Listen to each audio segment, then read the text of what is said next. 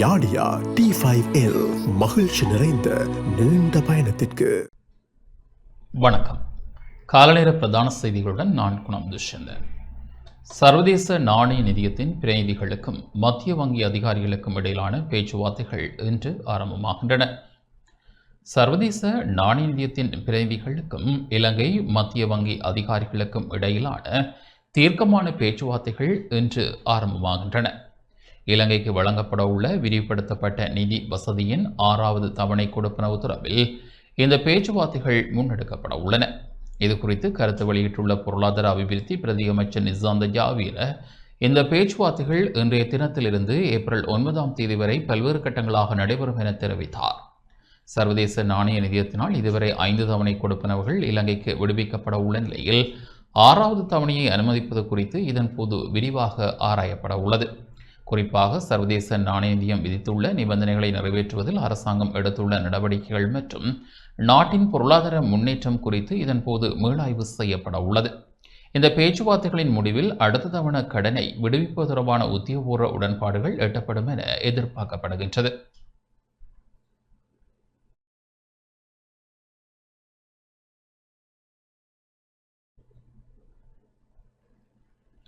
புலம்பெயர் தொழிலாளர்களிடமிருந்து நாட்டுக்கு கிடைக்கும் வெளிநாட்டு வருவாயில் வீழ்ச்சி ஏற்படவில்லை என இலங்கை மத்திய வங்கி ஆளுநர் தெரிவித்துள்ளார்.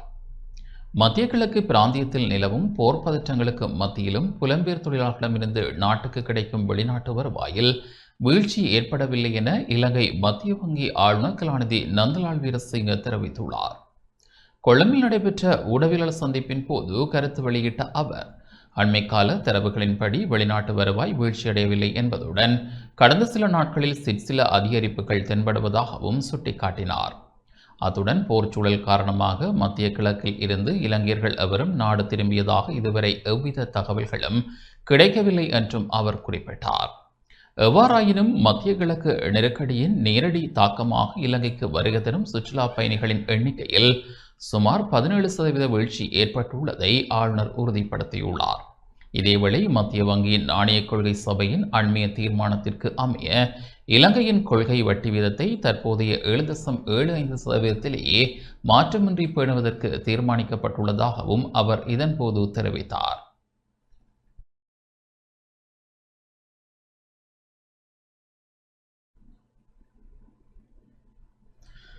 ரஷ்யாவின் எரிசக்தி பிரதி அமைச்சர் ரோமன் மார்ஷவின் இன்று இலங்கை வருகின்றார்.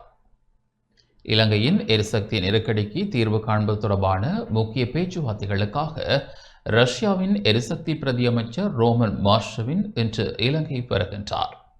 இலங்கை அரசாங்கத்தின் உத்தியோகபூர்வ அழைப்பின் பேரில் வருகை தரும் அவர் நிதி பிரதி அமைச்சர் கலாநிதி அனில் ஜெயந்த பெர்னாண்டோவுடன் முதற்கட்ட பேச்சுவார்த்தைகளை முன்னெடுக்க உள்ளார். இதனைத் தொடர்ந்து இன்று மாலை ஜனாதிபதி அனுரகுமார் திசாநாயக்கவையும் அவர் நேரில் சந்தித்து கலந்துரையாட உள்ளார். இந்த சந்திப்புகளின் போது இலங்கையின் எரிசக்தி துறையில் நிலவும் சவால்களை முறியடிப்பதற்கான பல்வேறு உடன்படிக்கைகள் மற்றும் திட்டங்கள் குறித்து ஆராயப்பட உள்ளன. தனது விஜயத்தின் ஒரு பகுதியாக நாளை வெளிவார அமைச்சர் மற்றும் பிரதி அமைச்சருடன் விசேட இரவு விருந்து விசாரத்தில் கலந்து கொள்ள உள்ள ரஷ்ய பிரதி அமைச்சர் நாளை மறுதினம் 28ஆம் தேதி மீண்டும் ரஷ்யா நோக்கி புறப்பட உள்ளார்.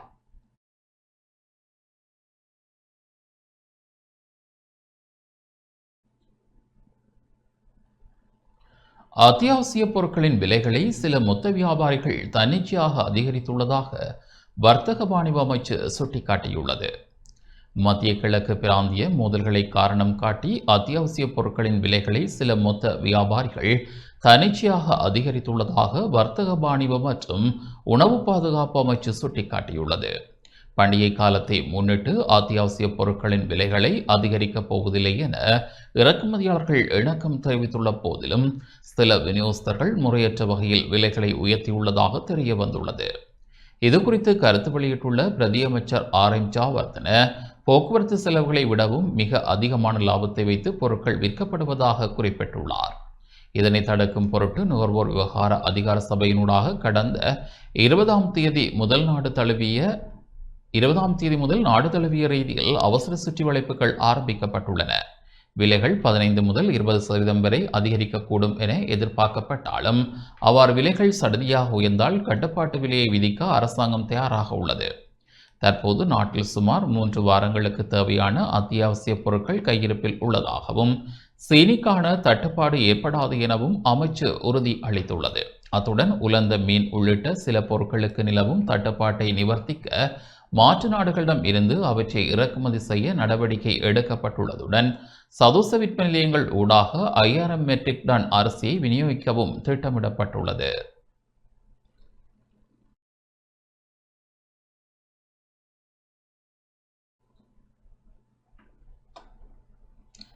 மருந்துகளின் விலைகளை உயர்த்துவது குறித்து சுகாதார அமைச்சு தற்போது பரிசீலிக்கவில்லை என பிரதி அமைச்சர் ஹன்சுக பிஜமுனி தெரிவித்துள்ளார். மருந்து உற்பத்திக்கு தேவையான மூலப்பொருட்களின் விலை அதிகரித்துள்ள போதிலும் மருந்துகளின் விலைகளை உயர்த்துவது குறித்து சுகாதார அமைச்சு தற்போது பரிசீலிக்கவில்லை என சுகாதார பிரதி அமைச்சர் கலாநிதி கன்சுக விஜயமுனி தெரிவித்துள்ளார். சர்வதேச ரீதியில் எரிபொருள் விலை அதிகரிப்பு மற்றும் இறக்குமதி செலவுகள் உயர்ந்துள்ள போதிலும் சுமார் 600 அத்தியாவசிய மருந்துகளுக்கு விதிக்கப்பட்டுள்ள அதிகபட்ச சில்லறை விலையில் எவ்வித மாற்றமும் செய்யப்பட மாட்டாது என அவர் உறுதிபட தெரிவித்தார். தேசிய மருந்துகள் ஒழுங்குமுறை அதிகார சபையினால் நிர்ணயிக்கப்பட்டுள்ள இந்த விலை கட்டுப்பாட்டை மீறுவோருக்கு எதிராக கடும் சட்ட நடவடிக்கை எடுக்கப்படும் என்றும் அவர் எச்சரித்தார். இதேவேளை மூலப்பொருட்களின் விலை உயர்வு உள்ளூர் மருந்து உற்பத்தியாளர்களை பாதித்துள்ளதாக குறிப்பிட்டுள்ள பிரதி அமைச்சர் பழைய கையிருப்புகள் தீரும் வரை தற்போதைய விலையிலேயே மருந்துகளை விநியோகிக்க உற்பத்தியாளர்கள் இணங்கியுள்ளதாக குறிப்பிட்டார்.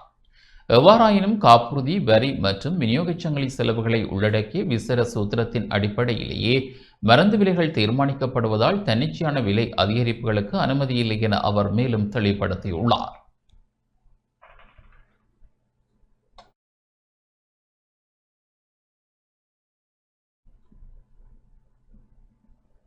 அமைச்சர் கேடி லால்காந்த தமது அமைச்சுக்களுடன் தொடர்புடைய பொதுமக்களின் முறைப்பாடுகள் மற்றும் பிரச்சினைகளை வாட்ஸ்அப் ஊடாக சமர்ப்பிக்குமாறு கோரிக்கை விடுத்துள்ளார். விவசாயம், கால்நடை, காணி, நீர்ப்பாசனம் மற்றும் மகாவலி அபிவிருத்தி அமைச்சர் கேடி லால்காந்த தமது அமைச்சுக்களுடன் தொடர்புடைய பொதுமக்களின் முறைப்பாடுகள் மற்றும் பிரச்சினைகளை வாட்ஸ்அப் ஊடாக சமர்ப்பிக்குமாறு கோரிக்கை விடுத்துள்ளார். இதற்கென பிரத்யேகமாக ஒதுக்கப்பட்டுள்ள 07124731004 என்ற இலக்கத்துக்கு குரல் பதிவுகளாக தகவல்களை அனுப்ப முடியும் என அமைச்சர் தனது உத்தியோகபூர்வ முகநூல் பக்கத்தில் தெரிவித்துள்ளார். பொதுமக்களுக்கும் அமைச்சுக்கும் இடையிலான தொடர்புகளை இலகுபடுத்தும் நோக்கில் இந்த நடவடிக்கை எடுக்கப்பட்டுள்ளது. இது தொடர்பான மேலதிக வழிகாட்டல்கள் மற்றும் உத்தியோகபூர்வ விசாரணைகளுக்காக அமைச்சரின் ஒருங்கிணைப்பு செயலாளர் காமினி சேனாரத்னவை 07181103579 என்ற இலக்கத்திலும், மக்கள் தொடர்பு அதிகாரி ரணில் விமலரத்னவை 07580401110 என்ற இலக்கத்திலும் தொடர்பு கொள்ள முடியும். அத்துடன் கொழும்பில் உள்ள அமைச்சுக்கு வருகை தர முடியாத பொதுமக்கள் கண்டியில் நடைபெறும் மக்கள் தின கூட்டங்களில் கலந்து கொள்ளலாம் எனவும் அதற்காக கண்டி மாவட்ட ஒருங்கிணைப்பு செயலாளரை தொடர்பு கொண்டு திகதி மற்றும் நேரத்தை ஒதுக்கிக் கொள்ளுமாறும் அமைச்சர் அறிவுறுத்தியுள்ளார்.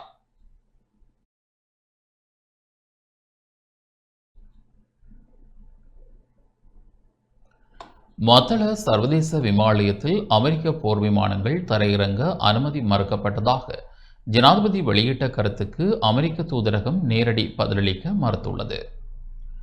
மத்தள ராஜபக்ஷ சர்வதேச விமான நிலையத்தில் அமெரிக்க போர் விமானங்கள் தரையிறங்க அனுமதி மறுக்கப்பட்டதாக ஜனாதிபதி அன்ருகுமார் திசாநாயக்க நாடாளுமன்றத்தில் வெளியிட்ட கருத்துக்கு கொழும்பில் உள்ள அமெரிக்க தூதரகம் நேரடி பதிலளிக்க மறுத்துள்ளது.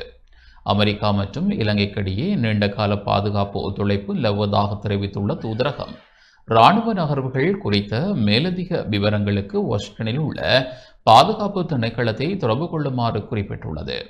இம்மாதம் 4 முதல் 8ஆம் தேதி வரையிலான காலப்பகுதியில் 2 அமெரிக்க போர் விமானங்கள் மத்தள விமான நிலையத்தில் தரையிறங்க அனுமதி கோரப்பட்டதாகவும் நாட்டின் நடுநிலைமையை பேணும் நோக்கில் அதற்கு அனுமதி மறுக்கப்பட்டதாகவும் ஜனாதிபதி குறிப்பிட்டிருந்தார். இலங்கைக்கும் அமெரிக்காவுக்கும் இடையிலான 2007ஆம் ஆண்டு கையெழுத்திடப்பட்ட அக்ஷா உடன்படிக்கை கடந்த 2017ஆம் ஆண்டில் மேலும் 10 ஆண்டுகளுக்கு நீடிக்கப்பட்டிருந்த நிலையில் இந்த விவகாரம் முக்கியத்துவம் பெறுகின்றது. இதேவேளை இறுதிக்கட்ட யுத்தத்தின் போது விடுதலை புலிகளின் ஆயுத கப்பல்களை கண்டறிந்து அழிப்பதற்கு அமெரிக்கா வழங்கிய புலனாய்வு தகவல்கள் முக்கியமானவை என இராணுவ தரப்பு தகவல்கள் தெரிவிக்கின்றன.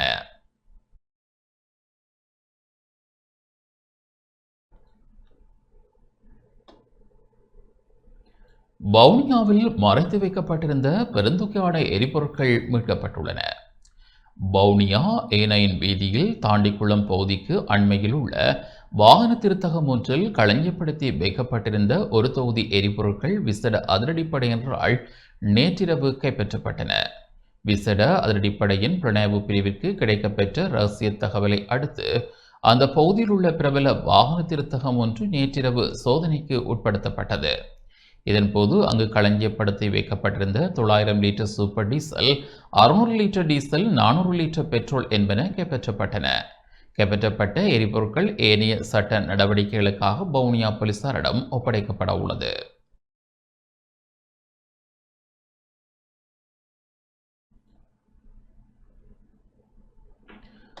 மன்னார், வவுனியா ஆகிய மாவட்டங்கள் உட்பட பல பகுதிகளில் வெப்பச்சூட்டன் தீவிர எச்சரிக்கை மட்டத்தில் இருக்கும் என தெரிவிக்கப்பட்டுள்ளது. மன்னார், வவுனியா ஆகிய மாவட்டங்கள் உட்பட பல பகுதிகளில் இன்றைய தினம் வெப்பச்சூட்டன் தீவிர எச்சரிக்கை மட்டத்தில் நிலவும் என வளிமண்டலவியல் திணைக்களம் எதிர்வு கூறியுள்ளது. இலங்கையின் பல பகுதிகளில் இன்றைய தினம் வெப்பச்சூட்டன் தீவிர எச்சரிக்கை மட்டத்தில் நிலவும் என வளிமண்டலவியல் திணைக்களம் எதிர்வு கூறியுள்ளது. மேல், சப்ரகமுக, தெற்கு மற்றும் வடமேல் மாகாணங்களுடன் அனுராதபுரம், மன்னார், வவுனியா மற்றும் மொன்றாகலை ஆகிய மாவட்டங்களில் கடும் வெப்பம் நிலவக்கூடும் என்பதால் பொதுமக்கள் மிகுந்த அவதானத்துடன் இருக்குமாறு அறிவுறுத்தப்பட்டுள்ளனர்.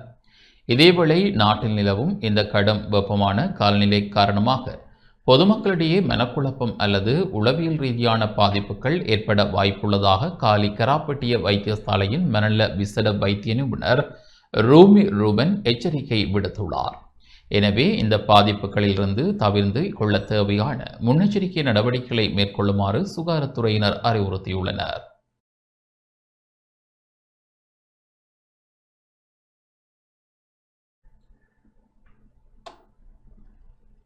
எரிபொருள் விலை உயர்வின் பின்னணியில் பாரிய ஊழல்கள் மறைந்துள்ளதாக நாடாளுமன்ற உறுப்பினர் டி.வி. சாணக்க தெரிவித்துள்ளார்.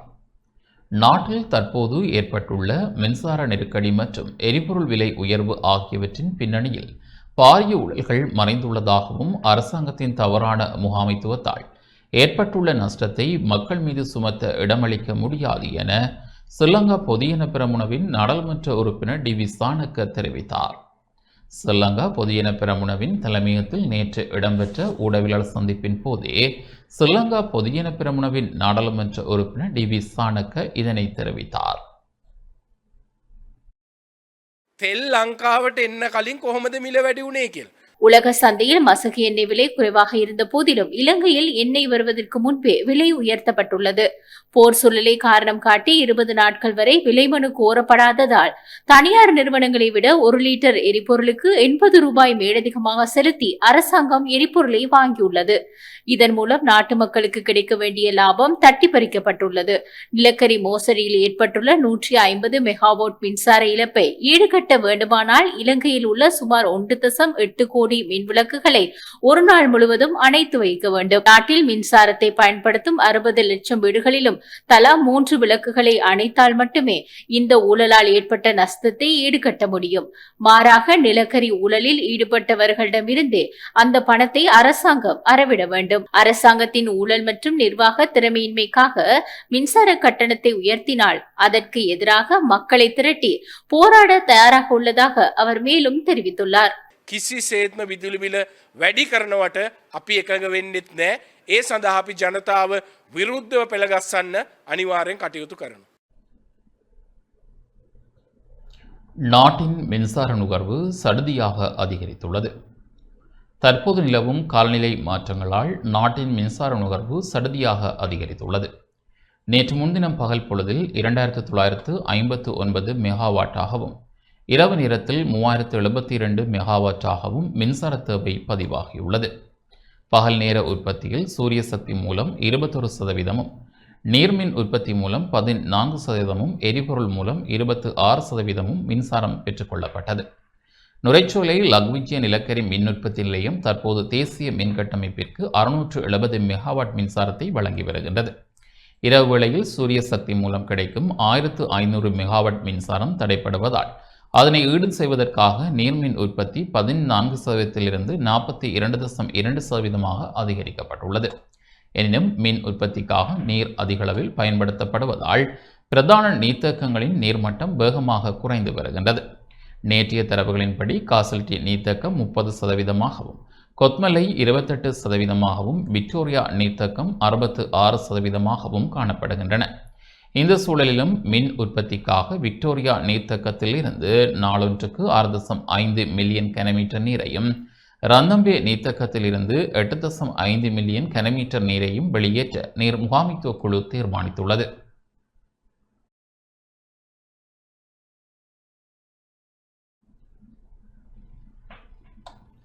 புலனாய்வு சேவையின் முன்னாள் பணிப்பாளர் சுரேஷ் சாலி கொழும்பு தேசிய வைத்தியசாலையில் அனுமதிக்கப்பட்டுள்ளார்.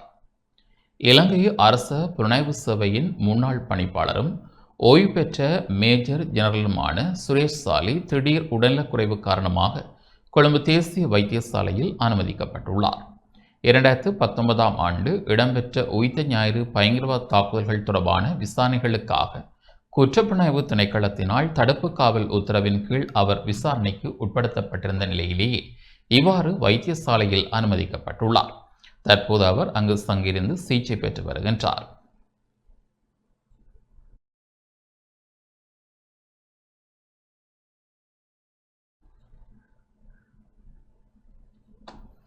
கிளிநொச்சி புளியம்பொக்கனை நாகதம்பிரான் ஆலய பங்குனி உத்தர பொங்கல் விழாவின் முதல் நாள் நிகழ்வு நேற்று இடம்பெற்றது.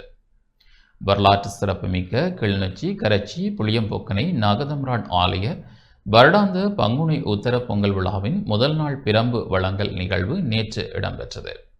பொங்கல் நிகழ்வானது நேற்று ஆரம்பித்து வைக்கப்பட்டது. தொடர்ந்து பண்டம் எடுத்து வருவதற்காக பண்ட வண்டில்கள் நேற்று யாழ்ப்பாணம் புத்தூர் சந்தையில் அமைந்துள்ள பண்டமாவடி பிள்ளையார் ஆலயத்தை நோக்கி புறப்பட்டன. வண்டில்கள் ஆலயத்தை வந்தடைந்து ஆலயத்துக்கு தேவையான பூஜை பொருட்களுடன் மீண்டும் எதிர்வரும் 1ஆம் தேதி ஆலயத்தை சென்றடைய உள்ளன.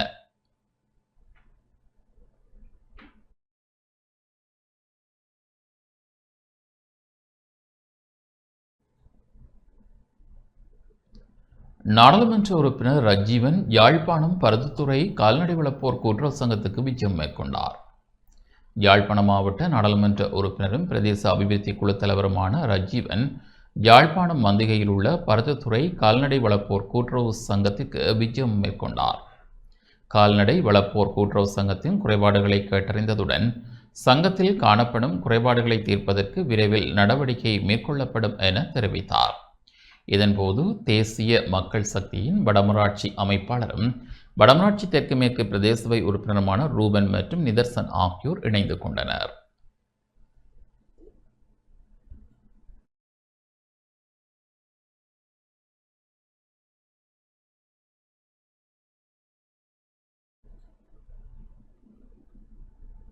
ஆதரித்து வாதிடும் பொறிமுறை யுக்திகள் மற்றும் முன்னெடுப்புகள் தொடர்பான 2 நாள் செயலமர்வு வவுனியாவில் இடம்பெற்றது.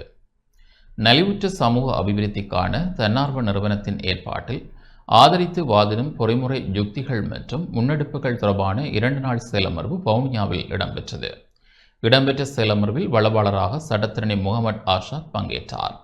கிளீன் ஸ்ரீலங்கா திட்டத்தின் மூலம் எதிர்பார்க்கும் ஜனநாயக நடைமுறைகள் உரிமைகள் சட்டங்களை முறையாக நடைமுறைப்படுத்துவதன் மூலம் எவ்வாறு குடிமக்களின் சமூக இடைவெளிகளை பாதுகாப்பது எனும் துணைப்பொருளில் பயிற்சி வழங்கப்பட்டது.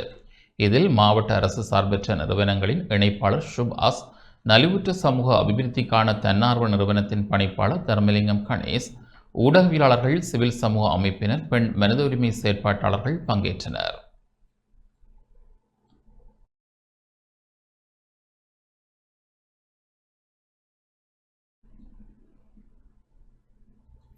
ஈரானுடனான போர் நிறுத்தம் தொடர்பில் அமெரிக்க ஜனாதிபதி 15 அம்ச திட்டத்தை முன்மொழிந்துள்ளார்.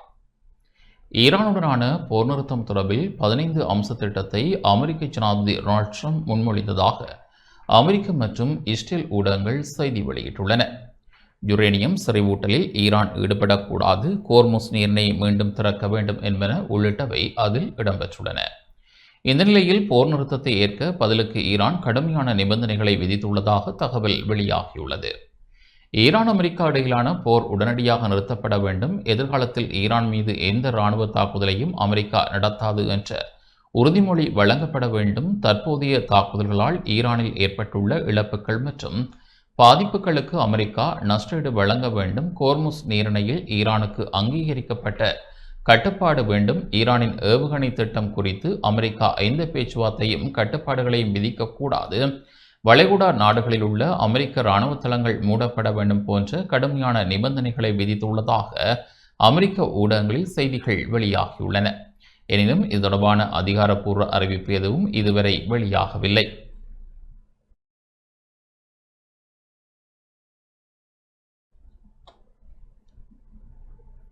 இதேவேளை மோதல் ஆரம்பித்த நாள் முதல் இதுவரை ஈரானில் 243 மாணவர்கள் மற்றும் ஆசிரியர்கள் உயிரிழந்துள்ளதாக ஈரான் கல்வி அமைச்சின் அதிகாரி ஒருவரை மேற்கோள் காட்டி அல் ஜசீரா செய்தி வெளியிட்டுள்ளது.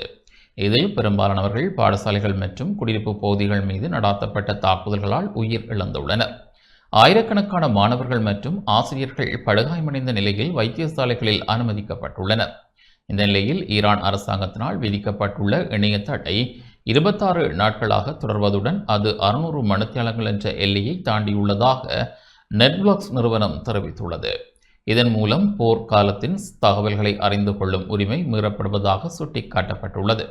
இருப்பினும் அரசாங்கத்தின் தடையை மீறி அவ்வப்போது இணையத்துடன் இணைய முயன்ற 466 பேர் கடந்த சில நாட்களில் ஈரான் அரசாங்கத்தினால் கைது செய்யப்பட்டுள்ளனர்.